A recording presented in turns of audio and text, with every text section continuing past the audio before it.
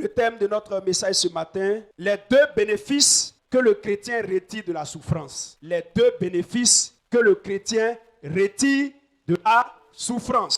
Bien-aimé, la Bible nous parle ici d'un héritage qui ne peut ni se corrompre, ni souiller, ni flétrir. Un héritage qui nous est réservé dans les cieux. Mais il dit, c'est là ce qui fait votre joie. Quoique maintenant, puisqu'il le faut, vous soyez attristés pour un peu de temps par diverses épreuves. Donc, il dit, puisqu'il le faut. Donc, c'est-à-dire l'épreuve dans la vie du chrétien est essentielle. L'épreuve dans la vie du chrétien est une chose très importante. Il dit, puisqu'il le faut, vous devez être éprouvé par diverses épreuves. Vous devez passer par diverses épreuves. Car l'or que vous voyez qui brille, l'or que vous voyez sur lequel tout le monde s'attroupe, l'or est passé par le feu avant d'avoir été. Lorsque l'or est encore dans son origine, dans la boue, l'or ne ressemble à rien. Son effet n'est pas rayonnant. Sa gloire ne paraît pas.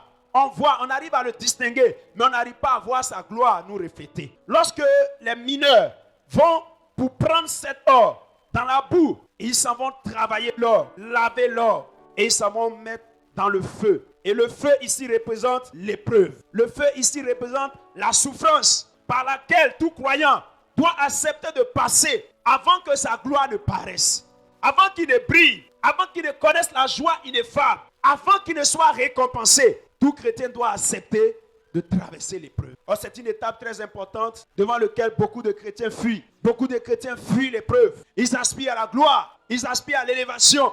Mais lorsque l'épreuve arrive pour les tester, pour les tamiser, pour séparer d'eux ce qui n'est pas la gloire de Dieu, ils prennent le malin plaisir de fuir l'épreuve. Et toutes les fois que tu vas fuir l'épreuve, la souffrance est le point de note de l'épreuve. L'instrument de note. Quand on va éprouver les enfants, on fait passer une composition. On les fait par une composition. Donc, l'épreuve ici, on utilise la souffrance. Dieu utilise la souffrance pour pouvoir éprouver les enfants de Dieu. Dieu utilise la souffrance. Tu dois accepter de passer par la souffrance avant que tu n'atteignes le sommet. Et lorsque tu refuses de passer par la souffrance, tu es comme un élève qui va à l'école. Quand l'heure de l'interrogation arrive, il sort. Quand l'heure de composition arrive, il sort. Il fuit. Mais un tel élève va reprendre la classe. Il va finir même par être renvoyé. Alors, bien aimé, si tu acceptes de marcher avec Jésus, il faut que tu t'apprêtes aussi à passer par l'épreuve. Parce que l'épreuve va à deux bénéfices. L'épreuve qui va t'envoyer dans la souffrance. Cette souffrance que Jésus va permettre dans ta vie. Tu vas retirer de cette souffrance deux bénéfices. Une femme qui accepte d'aller faire un commerce, d'aller s'asseoir sous le soleil, d'aller marcher des kilomètres. Des jeunes gens aujourd'hui qui risquent leur vie pour aller se mettre sur l'autoroute, passer entre les véhicules. S'ils le font, c'est parce qu'il y a un bénéfice qu'ils veulent retirer de ce commerce qu'ils sont en train de faire. Dis amen en ce matin. Donc Jésus veut que tu passes par l'épreuve. Jésus souvent permet, il te relâche, il t'oblige souvent à passer par l'épreuve. Parce que l'épreuve a deux bénéfices. Parce qu'il y a deux bénéfices que tu vas retirer de l'épreuve. Lorsque tu souffres, l'objectif pour lequel Dieu permet que tu souffres, c'est dans le but de te permettre d'avoir ces deux bénéfices. Alors, quels sont ces deux bénéfices? Pour que quelqu'un s'engage à entreprendre quelque chose, pour que quelqu'un s'engage dans quelque chose, il fait d'abord l'analyse, il fait d'abord l'étude du milieu, du dossier. Et lorsqu'il voit qu'il y a un profit, lorsqu'il voit qu'il y a un bénéfice, qu'il va retirer de ce qu'il veut entreprendre, même si c'est difficile, même si c'est douloureux, il accepte de passer par cette étape. Les gens aussi qui sont dans la boxe, qui ont amassé des ceintures en or, en diamant, des couronnes, qui ont fait la course, toutes ces personnes, c'est parce qu'ils savaient qu'à un moment donné, il y a un bénéfice qu'ils vont retirer de là. Alors chrétien, tu aspires à la gloire. Mais laisse-moi te dire, ce matin Dieu dit, le test, c'est l'épreuve, la souffrance. Il faut que tu acceptes cette souffrance. Dieu m'envoie ce matin parler à une personne. Il y a une souffrance qui se tient devant toi. Ne fuis pas la souffrance. Parce que c'est la condition ineffable, la condition sine qua non, pour que la gloire que le Seigneur t'a promise, pour que tu puisses entrer dans cette gloire. Personne ne peut réussir s'il n'est passé par la souffrance. Tous ceux qui ont reçu sans passer par la souffrance, cette réussite n'a pas servi à lui. Eux-mêmes, ça ne leur a pas servi. Une bénédiction, une richesse, une gloire qui sert à l'humanité, une gloire qui profite à des nations, de génération en génération, sort à travers l'épreuve dans la souffrance. C'est vrai, cette année a été nommée l'année de la prospérité. Tu aspires à la prospérité. Et Dieu nous a promis la prospérité. Mais je veux te dire, dans l'école de Dieu, il y a aussi une étape qui est la souffrance. Que nous devons aussi être sans. Mais la souffrance que Dieu permet dans la vie de ses enfants, des bénéfices. Pourquoi tu dois accepter la souffrance. Et il ne parle pas de n'importe quelle souffrance. Il dit si vous souffrez, ne souffrez pas comme des voleurs. Ne souffrez pas comme des malfaiteurs. Mais si tu souffres parce que tu as volé, ce n'est pas de cette souffrance qu'il est question. Dis amen en ce matin. Si tu souffres parce que tu es allé chercher femme de quelqu'un, tu es tombé malade, tu n'arrives pas à guérir, ce n'est pas de cette souffrance que je parle. Mais je parle de la souffrance que tu acceptes de subir parce que tu as accepté Jésus-Christ comme ton Seigneur et ton Sauveur. Est-ce que tu peux acclamer le Seigneur pour ça? Cette souffrance-là, c'est elle seule qui sera rémunérée par ces deux bénéfices. Et si tu aspires à ces bénéfices, il faut que tu acceptes de passer par ces souffrances. Beaucoup veulent des bénéfices, mais ne veulent pas faire des commerces. Beaucoup veulent des profits, mais ils ne veulent pas faire des engagements. Ils ne veulent pas faire des pertes. Tant que tu ne peux pas perdre, tant que tu ne peux pas affronter l'échec, tu ne connaîtras jamais la réussite. Donc il y a une souffrance. Et la souffrance distingue personne à une autre. Ce que toi tu vis comme souffrance peut ne pas être une souffrance pour une autre personne. Dans la Bible, les apôtres, les prophètes des temps anciens ont été éprouvés. Il y a certains, leur souffrance, c'était la prison. Ils mangeaient, ils dormaient, mais leur souffrance, c'était la prison. Dis amen. C'est dans la cour royale, mais ils étaient emprisonnés. C'était leur souffrance, c'était la faim. Ils manifestaient la puissance, mais ils n'arrivaient pas à gagner leur mot de pain. Ils étaient obligés de passer par là, parce que Dieu devait les glorifier. Il y a des personnes, leur souffrance, c'est les outrages qu'ils ont subis par rapport à leur enfant, par rapport à leur mari. Donc la souffrance diffère d'une personne à une autre. Et quand une souffrance se présente, la première option, c'est de fuir. Si tu fuis ta souffrance, le problème qui est là, c'est que tant que tu n'es pas dans une classe de Dieu, tu seras obligé de reprendre encore là. Dis amen en ce matin. Et pas comme à l'université, on peut te permettre d'aller en deuxième année, tandis qu'il y a des UV que tu n'as pas validé. Dis amen. Mais tu seras obligé de valider ces UV-là. Même si tu es en troisième année, on dit va valider ça d'abord. Voilà, notre étudiant est là. Amen, amen. Ça t'attend. On dit UV-là, ça t'attend. Unité de valeur. Unité de valeur. Donc c'est ce qui va te valoriser. Cette souffrance qui se tient devant toi, si tu acceptes de passer par là, elle va devenir une unité de valeur pour toi. Est-ce que quelqu'un peut acclamer le Seigneur Jésus ce matin? Maintenant que tu vas fuir cette souffrance, alors elle va t'attendre l'année prochaine, l'année prochaine. Jusqu'à ce que tu fléchis les genoux pour dire Seigneur, j'accepte de passer par la souffrance parce que c'est joie, motion. Donc toi qui prends note, et la première chose que la souffrance fait dans la vie du chrétien, c'est de le purifier du péché. Premier bénéfice de la souffrance, de purifier du péché. La première chose que la souffrance fait dans la vie du chrétien, c'est de le purifier du péché. 1 Pierre 4, verset 1. Hébreux 5, verset 7 à 8. La première chose que la souffrance fait dans la vie du Christ, c'est de le purifier. 1 Pierre 4. Ainsi donc, Christ ayant souffert dans la chair, vous aussi, armez-vous de la même pensée. Car celui qui a souffert dans la chair en a fini avec le péché. Il faut dire, ah bah non. Voilà. On dit celui qui a souffert dans la chair en a fini avec le péché. Donc le bénéfice de la souffrance, c'est que lorsque tu souffres, lorsque Dieu permet une souffrance dans ta vie, c'est parce qu'il y a un péché que Dieu veut que tu abandonnes. Il y a un péché dans lequel Dieu veut que tu sortes. Et lorsque tu vas obéir, lorsque tu vas te soumettre et que tu vas abandonner ce péché, cette souffrance va s'arrêter. Dis amen en ce matin. Et tu vas commencer à te pas. Donc il dit pour peu de temps. Mais certaines personnes, ils sont toujours dans la même classe. CP1 là, il a fait ça 5 fois. Ah! Donc il dit, Christ ayant souffert dans la chair, armez-vous. Le Christ que tu es venu servir là, lui-même il a accepté de souffrir dans la chair. Et c'est ce qui a fait que Christ a vaincu le péché. C'est ce qui a fait que Christ a dominé le péché. Et il dit c'est vrai que nous déjà, avant la création, après la création, on a commis le péché. Mais pour pouvoir surmonter le péché, car on n'a pas le pouvoir de vaincre, Christ a vaincu à notre place. Mais pour pouvoir surmonter le péché, nous devons accepter la souffrance que Jésus permet dans notre vie. Toi qui es en train de fuir ta souffrance, laisse-moi te dire que tu ne pourras pas pécher. Le bénéfice de la souffrance permet de te purifier du péché. On va lire encore un deuxième verset. Hébreux chapitre 5, verset 7 à 8. Hébreux 5, verset 7 à 8. Hébreux 5. Il dit c'est lui qui, dans les jours de sa chair, ayant présenté avec de grands cris et avec larmes, des prières et des supplications à celui qui pouvait le sauver de la mort, et ayant exaucé à cause de sa piété, a appris, bien qu'il fût fils, l'obéissance par les choses qu'il a souffert. Et qui, après avoir été élevé à la perfection, est devenu pour tous ceux qui obéissent l'auteur d'un salut. On dit qu'il a appris l'obéissance par les choses qu'il a souffert. Donc l'obéissance s'apprend dans la souffrance. On se défait du péché grâce à la souffrance. Dieu permet que certaines souffrances surgissent dans ta vie. Après que tu aies rencontré Jésus, après que tu aies pris la décision de servir le Seigneur, il y a des péchés qui sont encore dans ta vie. Après que tu es sorti du monde, Le cordon ombilical est encore là. Quand un bébé sort du sein de sa mère, on doit couper le cordon ombilical. Et là, douleur. Donc Jésus dit, tu vas apprendre l'obéissance par les choses que tu vas souffrir. Si tu acceptes de souffrir, c'est dans la souffrance que tu vas apprendre à obéir à Dieu. Il y a un aspect de ta vie dans lequel Dieu veut que tu obéisses.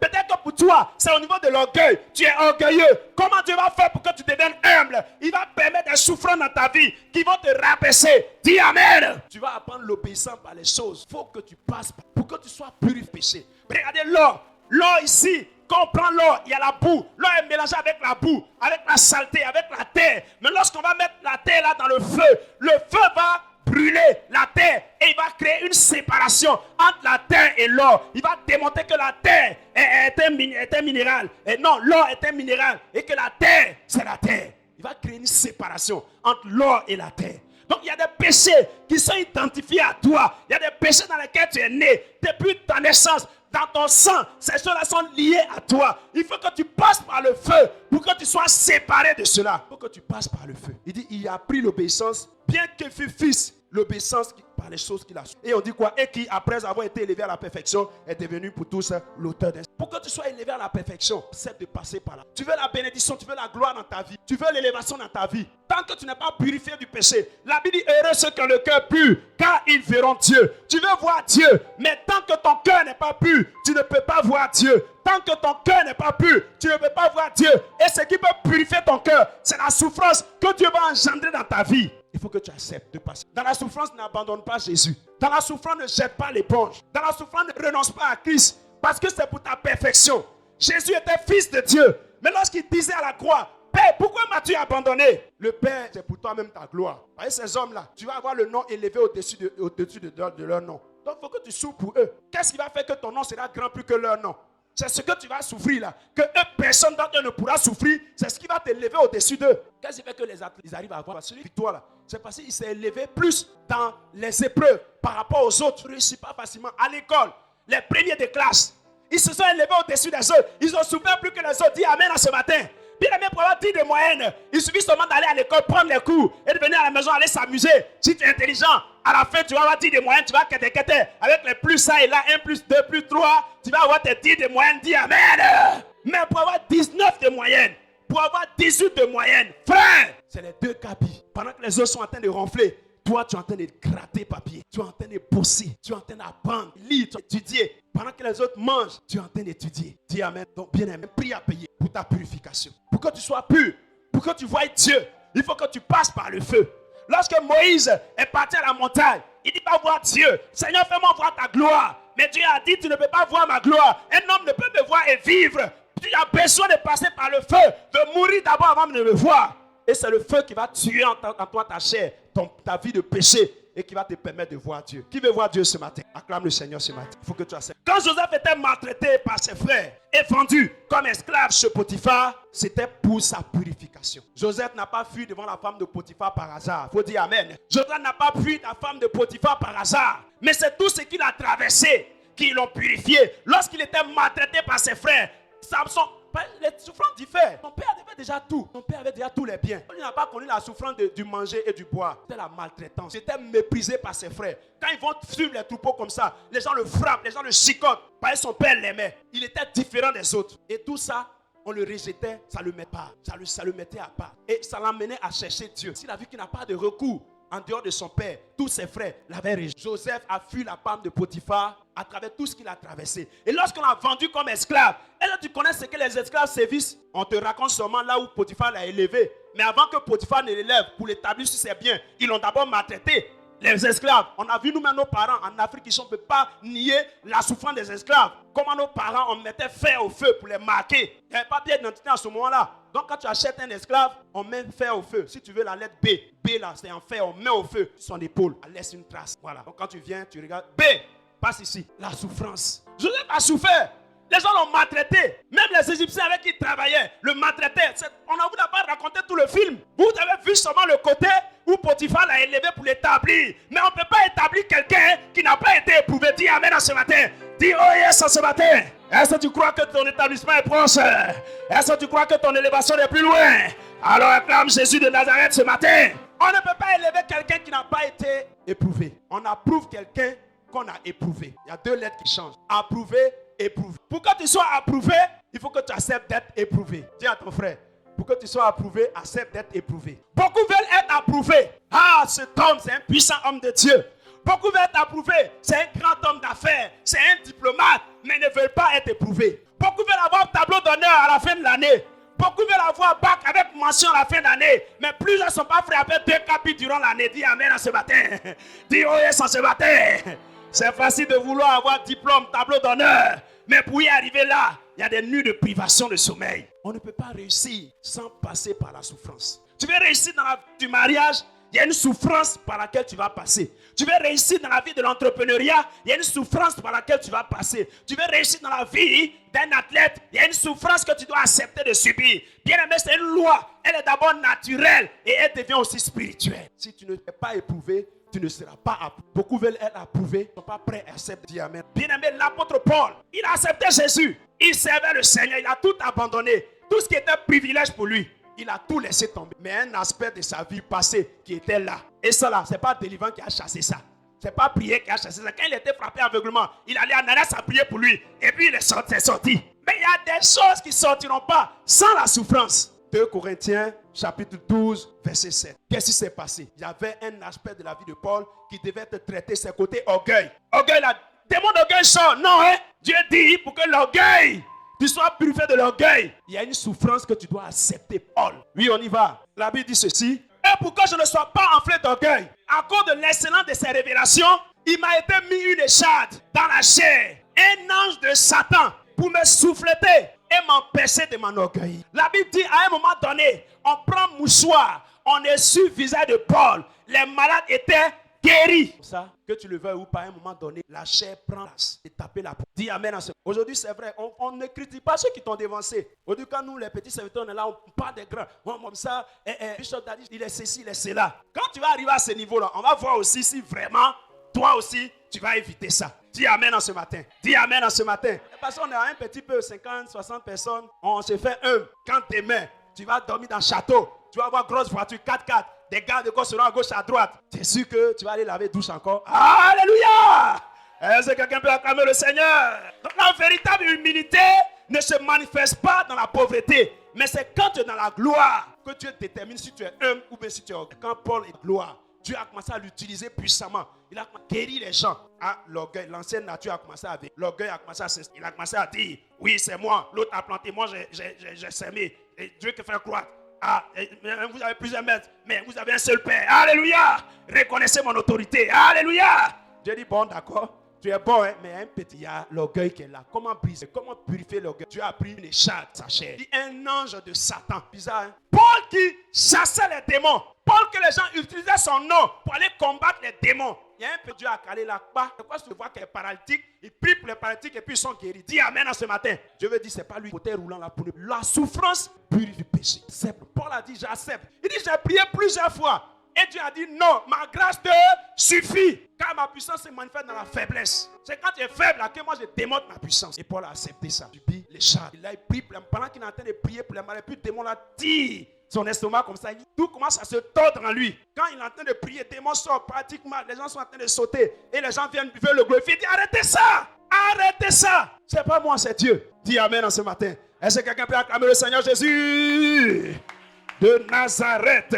Donc Joseph est parvenu à la maison de Potiphar et c'est là-bas que depuis la famille jusqu'à la maison de Potiphar, c'était le temps de sa purification. Quand il a été purifié, deuxième étape, Joseph maintenant devait aller de gloire. Et notre souffrance, donc deuxième bénéfice, le deuxième bénéfice, c'est que la souffrance aide le chrétien à être propulsé dans la gloire. C'est que la souffrance aide le chrétien à être propulsé dans la gloire. La souffrance, c'est comme un lance-pierre que Dieu utilise. Bien aimé, quand Dieu veut atteindre une cible, quand il veut tuer un oiseau, quand il veut tuer un lapin, il ne prend pas la pierre et puis il jette en même temps. Il met dans le lance-pierre et puis il ramène la pierre en arrière. Dis amen. Il ramène la pierre en arrière. Tandis qu'il veut que la pierre aille loin, mais il la ramène d'abord en arrière.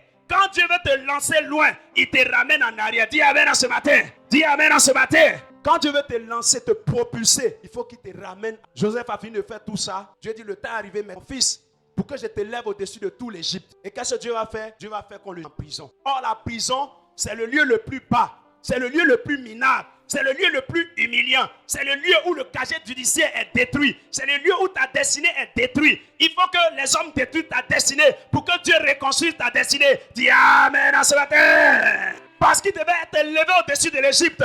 Dieu l'a retiré dans la position de prisonnier, où son casier judiciaire a été gâté, où sa destinée a été ruinée, où il n'avait plus d'espoir pour être élevé. Mais Satan ne savait pas que lorsqu'on met le caillou dans le lance-pierre, quand on ramène le lance-pierre en arrière, quand on ramène le caillou en arrière, ça ne veut pas dire que le caillou a échoué, mais ça veut dire au contraire que le caillou va partir à des kilomètres, que le caillou va partir des centaines de mètres, que le caillou va partir des distances d'élévation, que le caillou va partir dans la gloire. Il fallait que tu acceptes la souffrance pour que tu sois propulsé dans ta gloire. Joseph a accepté d'aller en prison. Joseph n'a pas fait la prison parce qu'il avait volé. Il n'a pas fait la prison parce qu'il avait... Il n'a pas fait la prison parce qu'il avait tué quelqu'un. Parce qu'il avait empoisonné quelqu'un comme on le voit aujourd'hui. Mais Joseph a fait la prison simplement parce qu'il a décidé d'obéir à Dieu. Bien aimé, pour ton obéissance à Dieu, pour ta consécration, tu vas subir souvent des situations qui vont t'humilier, qui vont te rabaisser. Dieu va permettre cela dans le but de pouvoir te propulser de l'avant. Si tu es d'accord, acclame le Seigneur ce matin.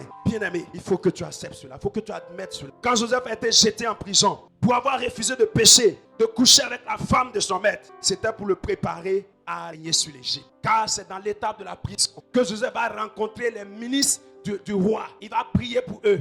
Il va les délivrer de leur situation. Ces gens-là vont le dévancer dans la maison du roi. Ils vont l'oublier. Mais quand un temps va arriver, Dieu va stimuler un songe dans la vie de Pharaon.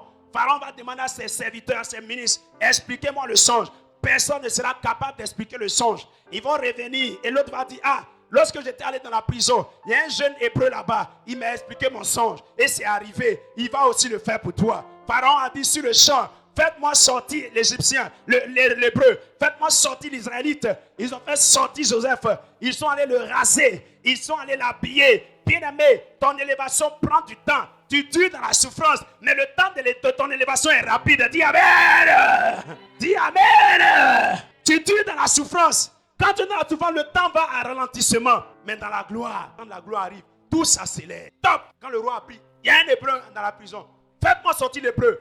Allez le raser, habillez-le et emmenez devant le roi. Ça a été du tic au tac. 17 ans, 13 ans d'hébreu. Toi qui as accepté Jésus là, je donne l'évangile dit là-bas que viens à Jésus, il va te guérir. Viens à Jésus, il va t'élever. Ici, l'enseignant te dit, avant de t'élever, tu vas d'abord dis Amen en ce matin. Dis oh yes en ce matin. Acclame Jésus en ce matin. Et beaucoup ne veulent pas souffrir pour la cause du Seigneur. C'est pourquoi leur souffrance, peu de temps. C'est pour peu de temps. Si tu acceptes l'exercice, quand un élève comprend rapidement les cours, le professeur avance avec lui, dit Amen. Il dit passons au prochain chapitre. Quand Crank fait ta démonstration, ça va? Monsieur, je ne comprends rien. Hein? Comme Thomas Edison. Les gens l'ont chassé de l'école parce qu'il n'est rien du tout. On dit ton enfant là, l'école n'est pas sa place. Il n'a pas d'avenir à l'école. Il faut l'envoyer au champ, au moins il va réussir là-bas. Et ça dit non, mon fils là, il va réussir. Et Thomas Edison, le plus grand inventeur du monde. Est-ce que tu peux acclamer le Seigneur pour ça ce matin? Donc il a fallu qu'il soit humilié. Parce que Dieu le destinait. Dieu destinait son nom à être au-dessus de tous les noms dans l'invention. Dieu l'a passe par création. Où on dit, on chasse un élève de l'école, pas parce qu'il est brouillon, pas parce qu'il est impoli, très sage, mais il ne vaut rien. On le renvoie de l'école, rien du tout. Or, c'était plusieurs. Aujourd'hui, si on est là, on est éclairé par l'ampoule électrique, c'est grâce à Thomas Edison. Est-ce qu'on peut acclamer le Seigneur ce matin?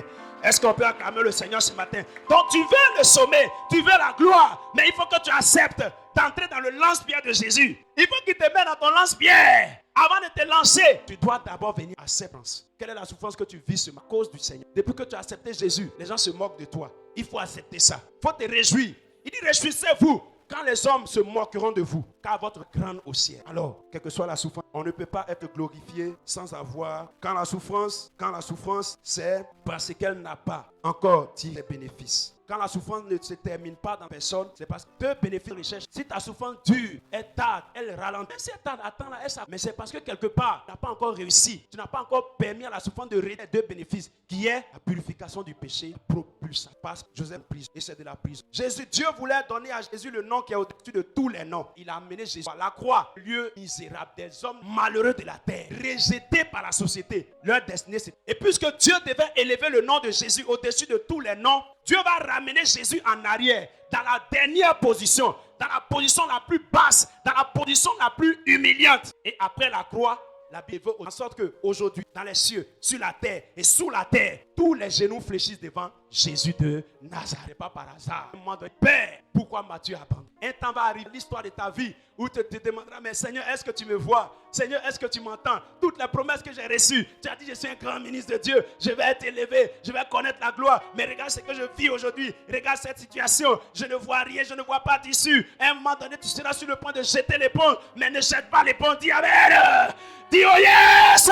Ne jette pas l'éponge. Plus ta souffrance s'alourdit, plus tu es proche du but, plus la situation devient encore difficile. Tiens bon, touche l'épaule de ton fils, tiens proche du but. Pour que tu prêches, tu deviens pasteur, dirige une église de 100 personnes, de 50 personnes, que tu sois établi sur les gens. Dieu n'établit pas les gens comme ça. Ce n'est pas dans notre société où on se lève comme quand il est mon frère, il n'a pas le niveau qu'il faut, et puis je le positionne DG. Chez Dieu, il n'y a pas ça. Quand Dieu doit t'élever, il doit te positionner. Passer d'abord dans tout ce que tu vois aux grands mystères, qui ont de grandes usines, des entreprises, c'est souffert. Pas seulement même dans le domaine religieux, sur le plan naturel. Quand ceux qui ont eu la souffrance, ils ont emprunté le plus court chemin. Et quand c'est comme ça, tu ne profites pas de ça. C'est pourquoi on nous dit souvent que car des sociétés par là, souvent ils ont tout ça, mais on leur dit de ne pas dormir dans une belle maison. On dit tu as tout ça, mais il faut manger l'eau de sauce. Il ne faut jamais manger poisson ni viande, car il me ça est là. Nancy.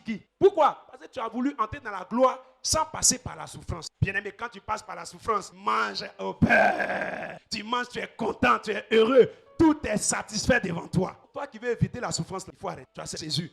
Petit problème. Tu dis, ah, si après la fête de Jésus, c'est comme ça, moi je vais abandonner. Ah, il faut se connaître gloire. Beaucoup de ceux que tu veux.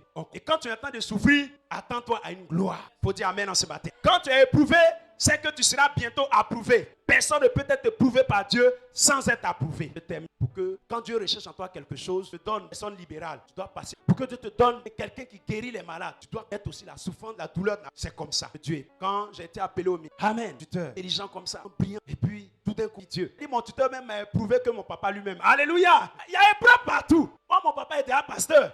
Donc, il a appris, lui, il était content. Donc, Joseph et ses parents étaient déjà riches. Donc, il n'a pas connu la faim. Mais il va connaître souffrance quelque part. Dis amen en ce matin. Putain qui pouvait faim. Un jour, tout ce qui restait, pas triste. Close-up, 50-50 rectangulaire là. Voilà. Amen. Ah, dis pas amen, hein. Quand je dis, j'ai eu ma voiture, on dit, ah, on va s'en venir. Mais pour que tu aies voiture, pour que tu aies un ministère qui puisse impacter le monde entier, il faut accepter de souffrir. Kakou Sévérin, patron venu, il a jeûné 7 jours secs. Il finit le jeûne. Il n'a même pas mangé pour couper jeûne. Il était chez sa tutrice. Ah, les tuteurs. Et il a fini son jeûne. Il était prouvé. Pas quoi pour rompre le gratin. Quand il allait voir, il allait, maman, est-ce que le gratin là pour gratter? La dame l'a regardé 3 fois. Un trou kilomètre. Lui, mec, il a vu le drame. Oh, son papa, même dans le village, il dort dans l'étage.